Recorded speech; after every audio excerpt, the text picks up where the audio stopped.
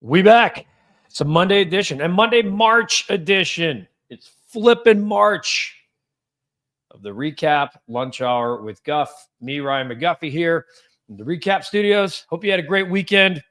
Like I said, man, it is March. We've been waiting to get here for the seasonal depression that we all have to overcome in this fantastic part of the country.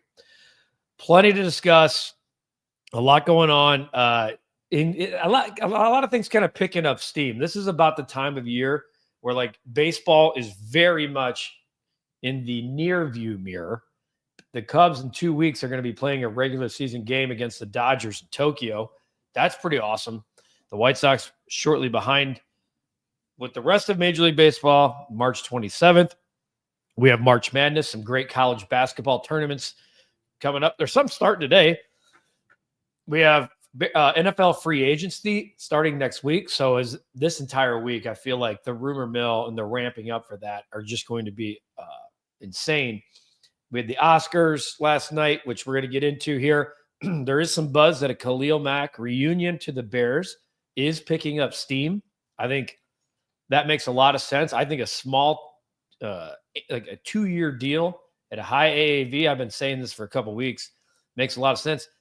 From what I've read, I think there were sources saying he didn't want to come here to be like the star main attraction again, like he did the first time in 2018 when he came as the highest paid player defensively in the NFL. That would not be the case this time. I think it would allow him to do his job on one side, Montez Sweat on the other. And he knows the Bears offense is going to be getting most of the praise because of Caleb Williams and Ben Johnson. It makes a lot of sense, and especially with what the Bears need. Yes, my guy. Look at my guy, TSI Mike. Baseball soon. Cheers to you, my brother. The Bulls and Raptors on Friday night. TSI Mike was out there streaming like he always does on Toronto Sports Insider. Check him out here on YouTube. Josh, I'm ready. I'm ready for the baseball season to start and March Madness. This is the best time of the year. I don't disagree because just this time of year, it's just of all the things that are to come, including the weather. And next, like a week from today, when we're sitting here, by the way, we have the daylight savings. We're springing ahead, which again, I love. I hate daylight savings time. I wish we could just spring ahead and stay there, but that's an argument for another day. Uncle Ted always giving me off the radar White Sox guys. Nick McLean is a star for the White Sox. Lip Ripper. I just watched Will Campbell highlights, and we need him at 10. I definitely saw that over the weekend, Lip. And a lot of people are going, if this guy slips, if this guy gets to 10, the Bears have to take him. Totally agree. It'd be tough to pass on a guy like that. Matt McLean's little brother, but even better, he's a lefty. Talking about Nick McLean up there, Lip. We'll get into our bet of the day later. I hope you laid the 5.5 on Friday night with the Boilers. Watched that second half with my son and clapped the recap community on to victory as we continue to stay hot. And we're going to hopefully keep that going here on Monday as we inch. We need to get to 500. We need to get to 500. So I like the idea of a Khalil Mack. We put this question out there. This to me is fun. So the Oscars happened last night. Now, had mom over. She had checked off half of the best pictures. She had seen them. I had only seen one, I think. I was a big fan of Complete Unknown and Timothée Chalamet. My son always makes fun of me because I can't say his name right. He was fantastic. I thought he was the best actor. Didn't happen. What if we applied the Oscars? And I think we used to do something, and Katie's here today, and I'm going to throw this out there, something that we think about in the future. We used to do something at NBC called the Cappies. So maybe we'll call them the Recappies. Maybe we'll do the Recappies next year around the Oscars. But I'm being dead serious here. Who would be the Chicago sports best picture for 2024? I guess technically 2025, but I mean, those awards are given out to movies who came out in 2024 for the most part. I think you can get released all the way up to Christmas and still count. I honestly don't know. I have to think. I need your help because I need to think about who would be our candidates here for these specific awards. Best actress. I mean, Is that Angel Reese as Best Actress with the Chicago Sky? Best Actor. Again, like, who's your pick here? I mean, like, who is your pick for best? Is Best Actor Caleb Williams? I'm being serious. Who would these awards go to? Uncle Ted says Angel Reese is Chicago's Best Actress. So Uncle Ted agrees with my pick of Angel Reese. I don't know if there's another, like, who else would you pick? I want to know. Let's go around the horn. I'm going to throw this question back up there. Chicago Oscars, Best Picture, Best Actress, Best Actor. So we have Angel Reese is right now a candidate. A couple football comments coming in. Shy Northside, in this deep draft class for running backs, would you be surprised if the Bears use one of their first 3 picks on them? Not surprised. I'd be more surprised if they used number 10 on them. I mean, 10, 39, and 41. I wouldn't. If you told me they picked a guy at 41, I would not be surprised. I'd be more surprised at 10. Kyle, I always love the positivity of Kyle. Happy Monday. Hope you had an amazing weekend. Mine was fantastic. Think about Kyle, man. Kyle coming out using the F word in the best way. A Mac reunion would be awesome to pair with Sweat. Get some O-line in free agency and draft. And let's go, Kyle. Appreciate you for checking in. Lip Ripper going with Best Actor to Jerry Reinsdorf for Best Villain in Town. Okay, so we're giving the best actor for a character who's plays a villain. So Jerry Reinsdorf in the conversation for Best Actor. Let's see as we continue to give awards, the best, but no one's got one for Best Picture yet, by the way, because I don't think it's easy.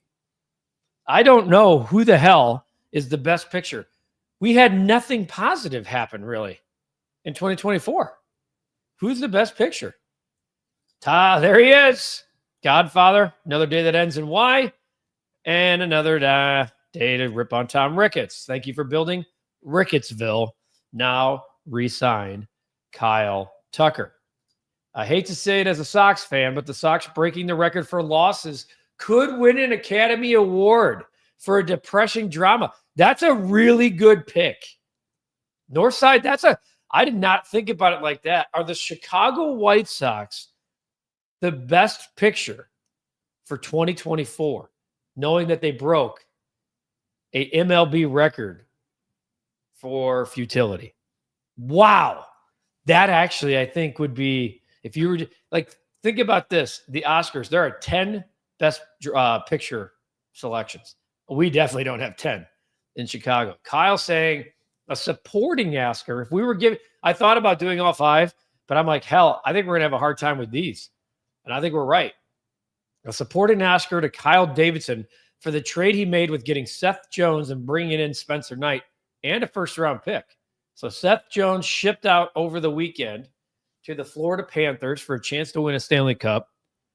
They do have Spencer Knight, which, by the way, I saw from Charlie Romeliotis, my guy, that Spencer Knight will be in net tonight for the Chicago Blackhawks. Seth Jones is gone. So Kyle, not a bad pick there. Not a bad addition. If we were giving supporting actor, it's hard to give a GM who's in a really rough spot right now an Oscar. But that's why, like, if we were going to say, think about the term actor, like AK should be in the discussion. Best actor for his role as a team president. Arturas Karnisovas. Lip Ripper says Best Picture is St. Patrick's Day in Chicago or the day the Bears fired Flus. Wow. Now we're just picking days because that's how bad it is, folks. We can't come up with a Best Picture in this town. I guess it's kind of like the Oscars. I mean, half of the movies you never heard of. And the things that we're picking, we're stretching. I mean, I think the White Sox are not a bad pick because we need to be creative with how we're selecting this, and that's not bad. Godfather doesn't surprise me. I was waiting for this answer. Best actor, Tom Ricketts. He acts like he cares. Best supporting actor, Jed Hoyer. Acts like Ricketts and isn't cheap. So So far, here's our best actor candidates. Tom Ricketts, Jerry Reinsdorf. Those are our two, which people are being critical of. Best supporting actor, Jed Hoyer. Kyle Davidson, and not for bad things, for an actual pulling off a trade and getting a goalie and a first-round pick. And then for best picture, it's a complete mess. We have the 2024 White Sox season. We have St. Patrick's Day by itself. I don't think we can include that one, Lip. This is Chicago sports. So we're going to include the day the Bears fired Flus, which is Black Friday, right? Was Black Friday the day he was fired? God, this is pathetic. And I'm not ripping on your guys' picks. It's just bad. It triples down on how bad it is. Josh comes up with an interesting pick here too. Best picture are when the Bears went to Green Bay and got the dub. When Caleb Williams went down the field in the final minute and Cairo Santos kicked a walk-off field goal to finally break the losing streak, finally break the losing streak at Lambeau, finally break the losing streak against Green Bay, finally give Matt LaFleur his first loss against the Bears. Not a bad pick. Best picture. Now, technically, that happened in January of 25, but because it was the 2024 season, we are going to allow it. We are going to allow Best Picture nominee Bears beating the Packers. So now we have a Best Picture of a team futility, and we have a Best Picture nominee for a win at Green Bay, because that's how bad it is. I'll keep throwing some other things out there. For those just joining, we are doing Chicago Oscars. Best Picture, Best Actress, Best Actor. I mean, last night it was kind of a runaway for Anora, right? At the end, they had Best Actress, they had Best Picture, they had Best Director, Best Original Screenplay, Best Film Editing, Best Supporting Actor. I'd say it's pretty damn dominant in terms of what they did. Pretty dominant. Matt Shaw played yesterday for Cub fans. Finally got in the lineup, showing signs that maybe he will be just fine with that oblique. He did go 0 for 3, started the game and hit second. Wanted to include that as we continue to take Oscar picks. Best Picture, The Wizard of Rickettsville, starring Tom Ricketts. Godfather's relentless. You got to love it. Josh agrees with me. Best Actor nominee, Arturas Karnisovas. Dude loves to just say anything to the media and not actually do anything to improve the team. So now our best actors are Jerry Reinsdorf, Tom Ricketts, and Arturas Karnisovas, and all of them for the wrong reasons. Yay. They're all movies no one wants to watch. Yet here they are taking home the hardware. I hope this is a tougher, easier decision next year. And by that, I mean the Cubs have a 92-win season. The Bears turn it around and go 10-7 and make the playoffs.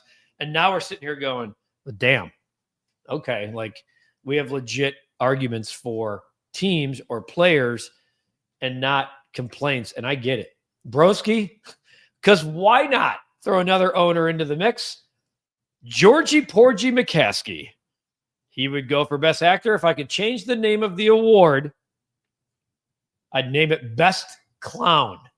So now we're turning the Best Actor into Best Clown, which in essence, so far with the ones we've picked, I think that does just about make it right. Let's go with some football. Certainly the Oscar stuff. Let's keep pumping the Oscars. What are your thoughts on the Bears in a reunion with Khalil Mack? Because that could happen next week. And that, I think, would be a great thing for the Chicago Bears and their defense. Obviously, Matt Shaw. And then the Chicago White Sox scored 18 runs in a game over the weekend, which, you know, if they score 18 runs in the first 4 games at the end of the month or 5 games, that'd be something. Luis Robert's looking healthy. He is. Luis Robert, and again, teams aren't going to be fooled by 2 good weeks in spring training, okay? Teams are not going to be fooled.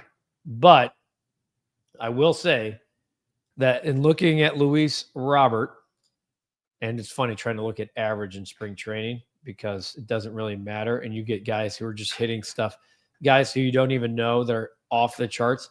You have to qualify too. Let's just do all players. I think Luis Roberts in the 300. Hey, here's what we're gonna do. Here's what we're gonna do. Just to make sure we're selecting the right. Okay, so Luis Robert hitting 364 with a 462 on base, a 727 slug, and nearly a 1200 OPS. He's 4 for 11 with a double, a bomb, 2 walks, 3 ribbies. He's looking like he's playing the part. Mike, Oscar winner for best show with no swearing. You guessed it. Soft knocks with the Chicago Bears. That's actually good. That could be best picture. Best picture, soft knocks with the Chicago Bears. I like it. Here we go. I got, Josh. Ooh, this could be, Josh is saying best documentary. How one Hail Mary derailed the Bears season, starring actor Tyreek Stevenson. That is really good. Josh, I think so far. I actually thought Mike's was the creme de la creme. And then I saw yours. I love that answer, man. The Hail Mary kickstarts complete, utter, and dysfunction. Just shows itself right at the top after one. And technically, if you're doing that documentary, you obviously got to start with the play before it, where Matt Eberflus called the wrong damn defense and had nobody to stop the easy out to the sidelines to pick up, 14 to set up the Hail Mary? Good job, Eberflus. Good job. So, yeah. So, Luis Robert, for those who are shopping for a center fielder, he's played in 5 games. Only Oscar Colas and Cal Mitchell and Tim Elko have played in more. But in terms of ABs, he's third on the team. Dude, those numbers are legit. He leads the team in hits. It's what you want to see from Luis Robert, especially if you're trying to trade the guy. I still think they're going to keep him into the season unless somebody meets those demands. Lip Ripper's ready to get his picks out. College hoop games tonight are tough. Shockingly, I have a pick. Had to do deep investigation, but I got 2. I have to do more investigation here. I'll give you something I'm going to flirt with before. I'm not giving it as my pick, but I am going to flirt with Florida Gulf Coast in their conference tournament game. I need to do a little bit more under the hood on that one. Shy Northside. Oh, yeah, he's right. Our Hard Knocks could have won an Academy for children's documentary. Mike, the Flus is loose, starring the 24 Chicago Bears. Losers will lose. Godfather, best picture. I have no money. Ball, starring Tom Ricketts. Godfather, man. The creativity and the relentlessness is fantastic. And also, Moncada is hurt for the ball. Moncada's on Angels, isn't he?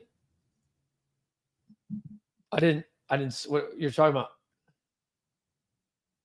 You have to fill me in there. I think isn't he?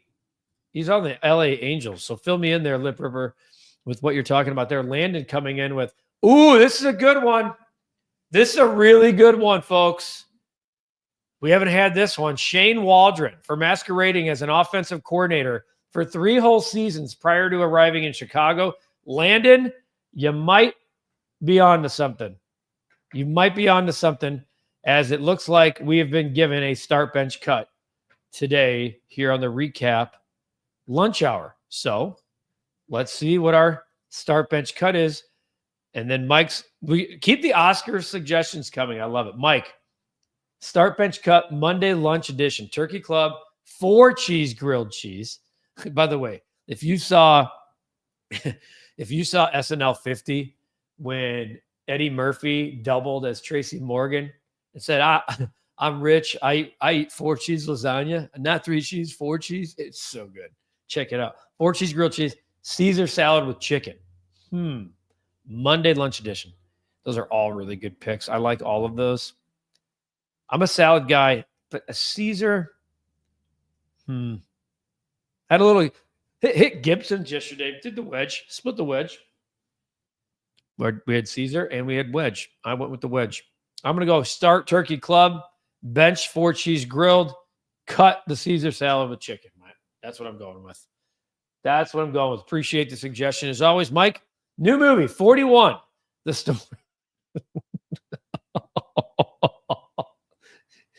We have 42, the Jackie Robinson story. Now we have 41, the story of the 2024 White Sox. The end. The pun is fantastic. Landon, Best Picture. Everyone Get Back to Work, starring Ben Johnson. Okay. Your Shane Waldron one, Landon, was absolutely spot on. I kind of like that as a Best Actor. Overall, pretty much every owner has been given a nomination here, and it's all for the same reason as Shane Waldron got. Just absolutely brutal. Let's do our bet of the day. And like I said earlier, and keep that stuff coming in. We still have a few more minutes.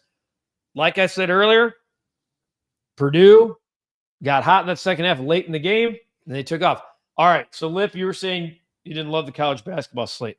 So I emceed an event on Saturday, and prior to doing it, I was like, I need to hammer Duke. They were 21.5-point favorites against Florida State because they score 100 every time they play, and what they've been doing in the last few weeks is absolutely mind-boggling. What they did to Illinois a couple of weekends ago, winning by 40. This is their last home game of the year, okay? I know that Wake Forest played tough Duke earlier this year. I don't see that happen again. They held Duke to 63 points. I'm pulling this up because I want to show you something. My pick is Duke first half. 11.5. We're laying it in the first half, folks, because Wake Forest is the second worst team in the first half in the ACC, okay? You go back to January 25th, Duke scored 63 points in that win. It's their fewest point total of the year, okay? Since then, 74. Here's really February 1st is when everything changed. 87, 83, 71, 78, 106, 80, 110, 97, 100. Here are their win. This is what they've won by. Against Florida State, 35. Against Miami, 37. Against Illinois, 43. Against Virginia, 18. Against Stanford, 36. Against Cal, 21. Against Syracuse, 29. I mean, part of me says do them both, lay them both. But I'm going to play that Duke gets out and they try to arrest a few guys. I think they're going to try to give some of these guys a breather. And look at where we're at. This can get us to 27 and 27-1, which we've been trying to forever. Lip's got a thought on the start. He's starting a Caesar. He's benching the grill. He's cutting the club. He's flip-flopping mine. Best short film, The Three Stooges, starring Reinsdorf, Ricketts, and McCaskey. Whew. Godfather's crushing. Nate Davis should win an Academy Award for acting as an NFL player. Played a great villain stealing money from the Bears. That's a really good pick. Lip, look at you and I thinking on the same page. You're laying the 19.5 with Duke, which I probably will do both. Okay, I'll probably play them both individually, and then while I'm at it, get the 2-for-1. Bedard over 2.5 shots in the Hawks game. You know, I always keep an eye on the Hawks because if they get up, then I usually pounce. And then the Kansas first half over 62. They're playing Houston. That should be a fun game. I don't understand the Bill Self statement that he made over the weekend saying we played hard, we just lost. It was weird. And I wonder if the team responds with a really good effort tonight at Houston. But we know Houston's awfully tough. But betting overs is awfully tough against Houston too. So that'll be interesting. I'm laying the 11.5 for Duke in the first. Thanks for the betting tip, says Sons of a Pitch Soccer Central. Go Cubs, go. Hey, we've been on a real run here. You know, I don't want to sit there and you never do this too much, okay? But I'd have to go back and look at what we were the last 2 or 3 weeks. But I think we're somewhere like 13 games over 500 or something like that. We're on a really, really strong stretch. Yeah, and to your point, Lip, I laid it yesterday with the Spartans. I laid the 4.5. Felt like easy money. And they never Saturday was a good day. You know, I should maybe start, if you guys want on social, maybe I'll start doing some recap bets of the day. I think making them YouTube shorts and stuff like that. But definitely the Monday through Friday thing.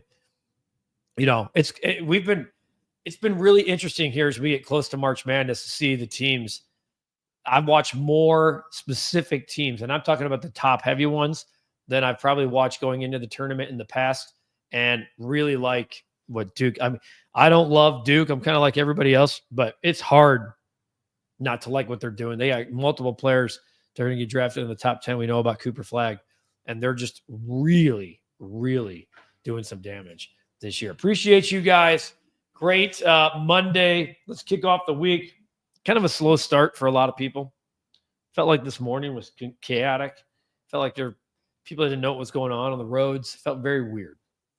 Maybe it's the spring ahead. Maybe we're getting close. The weather has changed. For everybody here at the Recap, appreciate you guys. It's the Recap Lunch Hour with Guff, me, Ryan McGuffey. We'll see you guys tomorrow.